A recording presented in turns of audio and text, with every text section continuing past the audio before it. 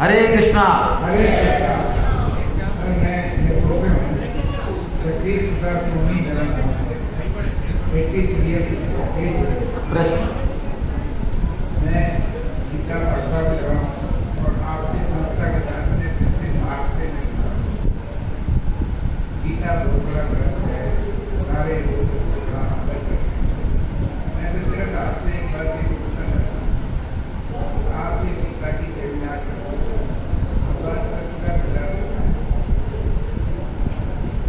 भगवान कृष्ण जो है द्वापर में आए थे, भगवान राम त्रेता युग में आए थे। हम भगवान राम के बारे में कुछ चर्चा नहीं करते, क्या केवल कृष्ण को भजने से ही हमारा उद्धार हो जाएगा? ये मेरे मन में संदेह हो रहा है, क्योंकि मैं पिछले 2 महीने से जो मंत्र कर रहा हूँ, 16 माला रोज कर रहा हूँ, उसमें हरे कृष्ण कृष्ण कृष्ण हरे हरे, हरे राम राम राम हरे हरे। मैं राम का कृष्ण का दोनों का नाम लेके भज रहा हूँ और 16 माला रोज मैं कर रहा हूँ। मुझे ये संदेह हो रहा है कि केवल कृष्ण का नाम लेना है या राम दोनों का नाम लेना है। तो कल ये चर्चा हुई थी कि केवल एक को भजने से ही काम चलता है, अलग अलग भजने से जो है आपका काम नहीं होगा। जबकि हमारे यहाँ अभी नवरात्रों में देवी माता की पूजा होगी, तो उसके बाद में दीपावली में माता लक्ष्मी। चलिए ठीक है, आपकी आवाज़ सब तक पहुंच नहीं रही है, हो गया बस। बहुत लंबा मत कीजिए, आप बहुत ज़्यादा पढ़ते हैं, मुझे ऐसा लगता है। पढ़ने का बहुत विशेष शौक है आपको, ऐसा लगता है मुझे। मेरे को प्रश्न समझ में आ गया, आप उलझो मत। अरे तो संदेह जब आप छोड़ोगे माइक जब भी तो करेंगे। आप छोड़ो, मैंने समझ लिया आपका प्रश्न। आपका प्रश्न बड़ा खुद ही कॉन्ट्राडिक्टरी हो रहा है। आप कह रहे हैं आप जो है त्रेता के राम की चर्चा नहीं कर रहे हैं, क्या कृष्ण की चर्चा करने से काम चलेगा? अरे भाई, गीता में कृष्ण की ही चर्चा ज़्यादा होगी, फिर भी आप देख रहे हैं राम की चर्चा खूब हो रही है। और आपका ये प्रश्न जो है इस चीज़ पर टिका हुआ है कि राम और कृष्ण में बहुत बड़ा भेद है, इस पर टिका हुआ है। क्या राम और कृष्ण में भेद है?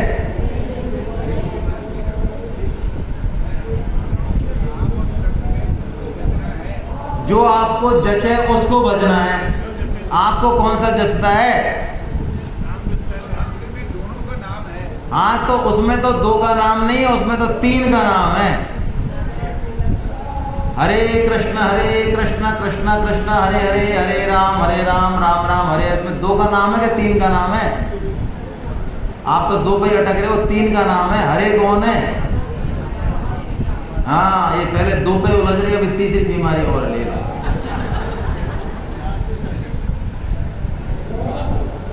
अरे भैया, शक्तिमान अकेला कर क्या लेगा बिना शक्ति के? आप वाल्मीकि रामायण पढ़ो। सीता जी ने एक बड़ी जबरदस्त बात की है, शायद मैंने आज तक कभी बोली नहीं। उन्होंने कहा, आपको क्या लगता है ये सारे राक्षस कुंभकर्ण, मेघनाथ और रावण ये राम जी ने मारे? अरे राम जी क्या मारेंगे, ये सारे के सारे का संहार मैंने किया है, मैंने यहीं पे बैठे बैठे, क्योंकि वो शक्ति स्वरूपा है। और हरे ये राधा और सीता ही रहे यहाँ पे।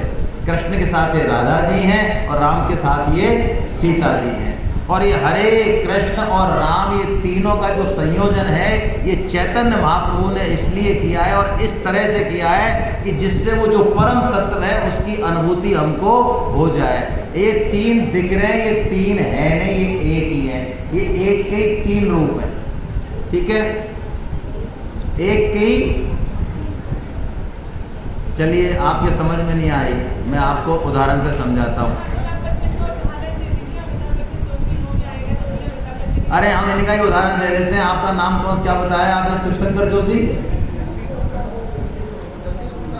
जगदीश प्रसाद शर्मा सोनी, जगदीश प्रसाद सोनी जी, उदाहरण दे रहा हूँ, बुरा मत मानना। आप एक तो सुनार की दुकान पे बैठे हो, बढ़िया से बढ़िया गहने बना रहे हो। एक आप सुबह जो है स्विमिंग सूट पहन के और जो है या तो स्विमिंग कर रहे हो या पार्क में जॉगिंग वॉगिंग कर रहे हो, है ना? एक आप अपने पोते के साथ हो, एक आप अपनी पत्नी के साथ हो। ये 4 रूप हैं आपके, और चारों में ड्रेस अलग, भाव अलग, सब सिस्टम अलग। असली वाला कौन सा सोनी है, ये बताओ? अरे असली वाला सोनी कौन सा है? सोनार की दुकान पे बैठा है वो है, कि पोते को अपनी पीठ पे लद के घोड़ा बन के घूम रहा है वो है, कि पत्नी के साथ जो है अंतरंग वार्ता में लिप्त है वो है, या जॉगिंग सूट पहन के घूम रहा है वो है? कौन सा सोनी असली है? कौन सा वाला? अच्छा, सोनार वाला सोनी असली। आपसे पूछ रहे हैं सर, जवाब दीजिए। तो ये राम कृष्ण हरि ये एक ही हैं, रोल अलग अलग है इनके। जो तत्व से जान जाता है वो इनमें कोई भेद नहीं मानता।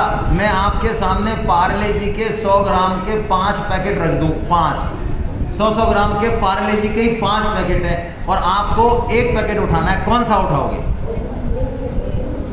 अरे जवाब तो दो यार, जब प्रश्न पूछा है तो।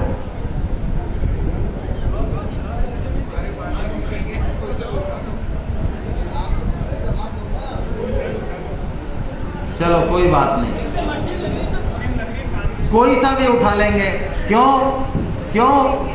क्योंकि पांचों एक हैं। तो अभी हमको ये पता नहीं है कि ये तत्व से एक है, इसलिए संत कहते हैं कि आपको जो जचे आप वो मानना चालू करो। गीता में भगवान ने अर्जुन को ये कहा है, ध्यान रखो आप 18वें अध्याय में 62वें श्लोक में, अर्जुन तमेव शरणम गच्छम सर्वभावेन, तू ऐसा कर, छोड़, हटा।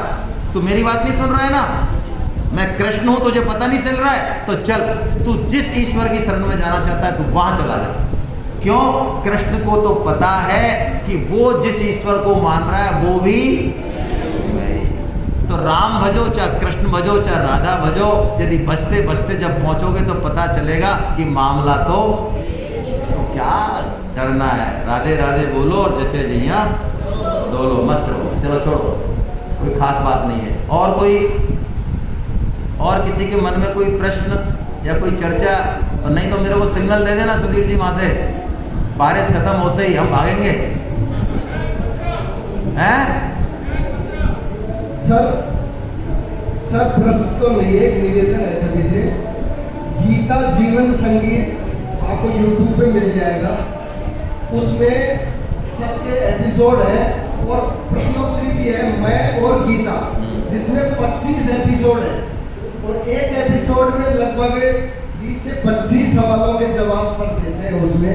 तो आप भी अगर 25 आधे घंटे के हो वो अगर आप देख लेंगे तो मेरी गारंटी है आपके पास तो क्वेश्चन ही नहीं रहेगा, इससे संबंधित जीवन से संबंधित कोई क्वेश्चन नहीं रहेगा। आपकी जो बुक है उसमें पीछे लिख रहा है गीता जीवन संगीत, यूट्यूब चैनल है, आप चाहें तो सब्सक्राइब कर सकते हैं। हाँ सर, एक निवेदन हो रहा है कि आप वो आगे कार्यक्रम प्रसारित, कोई प्रश्न पूछने वाला हो तो तैयार हूं मैं तो। कोई ऐसा हो एपिसोड आप जरूर देखिए, निवेदन एक बार देखिए जरूर, आपको कुछ पसंद रहेंगे। धन्यवाद। कोई यूथ जो है ना दिल से प्रश्न पूछे, मैं जानता हूँ यूथ जो है ना गीता की बातें सुनता तो है, लेकिन वो अंदर से कई बार कई चीज़ों में कन्विंस नहीं होता, उसके कुछ कॉन्ट्राडिक्शन रहता है, लॉजिकली रहता है कई चीज़ों में, वो थोड़ा कह नहीं पाता है ना, झेप के कारण। वो चाहे तो अपनी चीज़ पुटअप कर सकते हैं, मैं कोशिश करूँगा कि मैं उस बात को उनके एंगल से बताने की कोशिश करूँगा।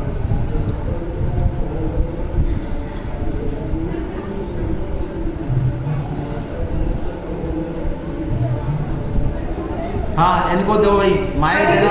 हाँ जी, थोड़ा माइक पास रख लो, जैसे सब सुने, नहीं तो लोग क्या कनेक्ट नहीं रहते हैं फिर। हरे कृष्णा आचार्य जी, मैं लखनऊ से आई नहीं हूँ, लाई गई हो आप जी। हाँ। आई नहीं हूँ जी, तो मैं खुद से आई हूँ। हम भी, आप चिंता मत करो, हम सब आपके भाई हैं, हम भी लाए गए हैं। यहाँ पे माता जी ने हमको जबरदस्ती से टिकट करवाया, आते आते मैं बोल रही थी कि मुझे नहीं जाना, लेकिन फिर भी लेके आई। और यहाँ आने के बाद ये सेमिनार अटेंड करने के बाद जैसे आप कहते हैं ना कि ब्रेन वॉश हो जाता है, तो वो हुआ मेरे साथ। तो अब मैं सोचती हूँ मैं गीता की क्लास करती हूँ, मैं संकल्प नहीं करूँगी कि मैं कितने लोगों को जोड़ूंगी, लेकिन फिर भी मैं कोशिश करूँगी कि ज़्यादा से ज़्यादा लोगों का मैं ब्रेन वॉश कर सकूँ, जैसे मेरा किया गया है। और मैं अभी 5 किताब आपकी संगीत भगवत गीता संगीत है, इसकी 5 किताबें लेके इसके द्वारा भगवत गीता का प्रचार प्रसार करना चाहती हूँ।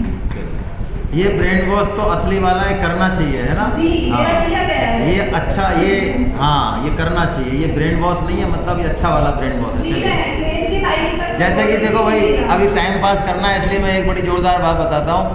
हमारे बीच में SMS के HOD हैं, ऑर्थोपेडिशियन डॉक्टर महेश बंसल। कल ये मेरे फ्रैक्चर हो गया तो उन्होंने बड़ी कृपा की, ये आए, देखा और उन्होंने एक बड़ी जोरदार बात की जिस पर मैं और सुधीर जी खूब हंसे। बाद में इनके जाने के बाद इनके सामने तो कैसे हंसते लेकिन आपको हंसाता हूँ सबको। इन्होंने एक बड़ी अच्छी बात की, उससे मेरा टेंशन दूर हो गया। इन्होंने कहा ऐसा है, जितने भी फ्रैक्चर होते हैं शरीर के, उनमें ये सबसे बढ़िया वाला फ्रैक्चर है। तो सुधीर जी और हम कह रहे हैं यार फ्रैक्चर भी अच्छे और बुरे होते हैं क्या? कि सर बताइए, आपको तो सबसे टॉप वाला फ्रैक्चर हुआ है, सबसे बढ़िया। अब इनकी मेडिकल टर्मिनोलॉजी में ये है कि मतलब ये फ्रैक्चर लीस्ट है, इनका शायद ये हंसे होगा, तो कहने का मतलब है सबसे बढ़िया वाला फ्रैक्चर हुआ, तो ये ब्रेन वॉश तो होना चाहिए, सबसे बढ़िया ब्रेन वॉश है ना? चलिए, हरे कृष्णा हरे कृष्णा। इधर से एक बोलना चाह रही है बहन जी।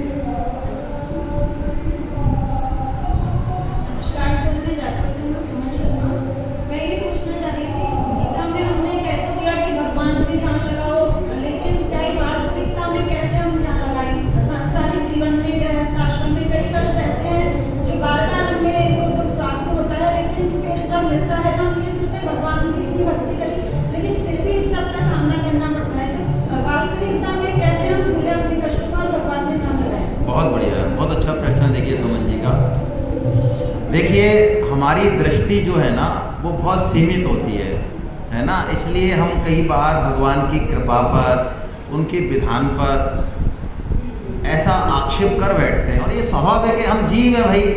जैसे हमारे जीवन में दुख आएगा, और जब दुख आएगा जिसका कि हमें लगता है कि हम उसके कारण नहीं है, हमने कुछ किया नहीं है, और इतने दुख आते हैं, इतना गलत रिस्पॉन्स आता है सामने वाले व्यक्तियों से, तो हमारी खोपड़ी हिल जाती है ना? तो इस तरह की बात होना बड़ा स्वाभाविक है। लेकिन मैं आपको कुछ और चीज़ बताना चाह रहा हूँ। जितना जीवन और जितनी कर्म की आपको याद है, उतना जीवन नहीं है हमारा। ये जीवन बहुत लंबा है और हम बहुत सारी चीज़ों से कनेक्टेड हैं। आप कभी विचार करें, आपके आसपास में जो लोग हैं वो वही क्यों हैं? क्या उनसे आपका कोई पुराना संबंध है, या आपने इसी जीवन में उनको चूज किया है? इस पे विचार करो आप अच्छे से।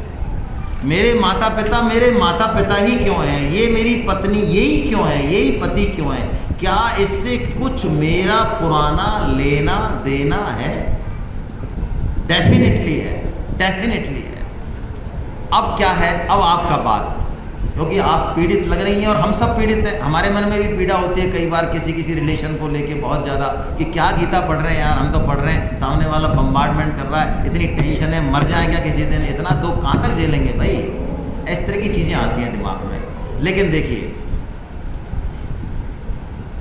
जो किया है, दुख दो चीज़ों से होता है। एक तो होता है प्रारब्ध के बस परिस्थिति आएगी, उसको आप बदल नहीं सकते। प्रारब्ध से जो बीमारी आएगी उसको हम बदल नहीं सकते। यदि हमारा बेटा बीमार हुआ, फोर्टिस में भर्ती हुआ, 7 दिन ICU में रहा, 25 लाख खर्च किए और उसके बाद चला गया, हमने पूरी कोशिश की और हमको सबको रोला गया, तो ये प्रारब्ध है।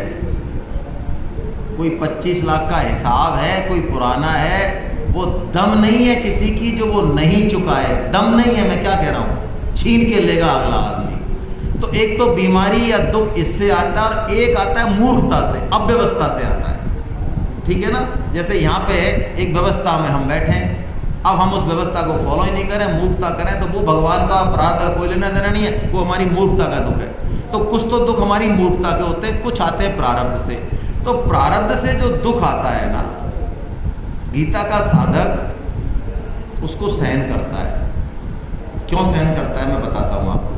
टफ है काम तो।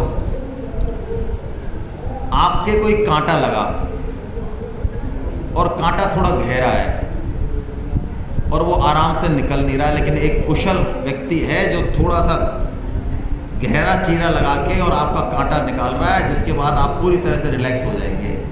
तो उस प्रोसेस को आप कैसे लेंगे? पॉजिटिव लेंगे ना। दर्द तो हो रहा है, दर्द हो रहा है, दर्द तो हो रहा है, लेकिन दर्द के बाद दर्द की टोटल निवृत्ति हो जाएगी। डर तो है, जीवन में डर है, भय है, लेकिन डर के आगे जीत है। तो गीता का साधक स्वामी जी कहते हैं कि जब दुख भरी परिस्थिति आती है तो वो ये सोचता है कि भगवान मेरे पापों का क्षय कर रहे हैं।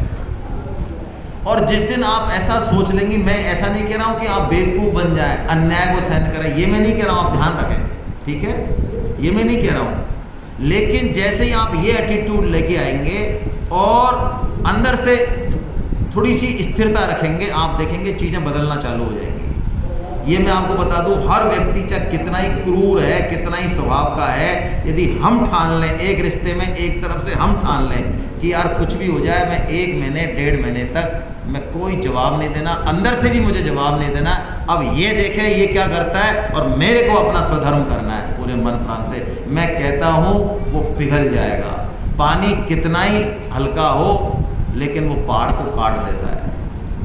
स्वामी जी से एक बात किसी ने ऐसी बात कही, कोई बहन थी, बहुत दुखी थी अपनी सास से, विशेष दुखी थी, रोने लग गई, और अच्छी थी वो, गलती सास की ही थी, यहाँ तक ऐसा लगता है शायद, है ना। तो स्वामी जी ने, आपने कहानी सुनी होगी, लेकिन स्वामी जी ने भी उसको ये कहा कि देखो ऐसा है, एक पर्ची दे रहे हैं, इस पर्ची को तुम जो है खोलना मत, कोई मंत्र है इसमें, वो काम करेगा घर बैठे, और 6 महीने के अंदर तुम्हारी परिस्थिति बदल जाएगी, 6 महीने में। अब वो इतना दुख झेल रही है तो 6 महीने और झेल लेगी, लेकिन जब वो चलने लगी तो स्वामी जी ने कहा एक काम अवश्य करना, लेकिन अब आज के बाद तुम सास को पलट के जवाब मत देना, चाहे वो गलत बोले। आपको क्या लगा 6 महीने में चेंज होगी स्थिति? उससे पहले ही चेंज हो गई। पर्ची में क्या था? पर्ची में कुछ नहीं था। जो हमारा बोया हुआ है वो काटना पड़ेगा, कोई और तरीका है ही नहीं। यदि हम इसको डेविएट करेंगे ये ब्याज सहित फिर आएगा। भगवान पे सारा रखें और हिम्मत से आगे बढ़ें, और जितना खुद कर सकते हैं उतना करें, सामने वाले को अपना काम करने दें। जहाँ प्रतिकार की ज़रूरत है प्रतिकार करें, लीगल की ज़रूरत है लीगल करें, लेकिन द्वेष नहीं रखें मन में, और आगे बढ़ें, हिम्मत से बढ़ें। बहुत जल्दी चीज़ें चेंज होंगी, लेकिन आश्रय भगवान का रखें, ठीक है, कोई घबराने की ज़रूरत नहीं है। और ये चीज़ें ख़त्म होने वाली हैं। स्वामी जी कहते हैं बुरी चीज़ें आ रही हैं, पीड़ा आ रही है, थोड़ा सा ठहरिए, ये जाने वाली है, पकड़िए मत इनको, ये जा रही है। थोड़ा सा पीरियड ज़्यादा लग सकता है, किसी का कम लग सकता है, घबराइए मत, ठीक है। हरे कृष्णा। और बारिश हो गई है कम। एक प्रश्न और है, चलिए लास्ट ले लेते हैं बस। एक साधक ने ये भी कहा है कि सर को दे देना, मेरा नाम मत बताना।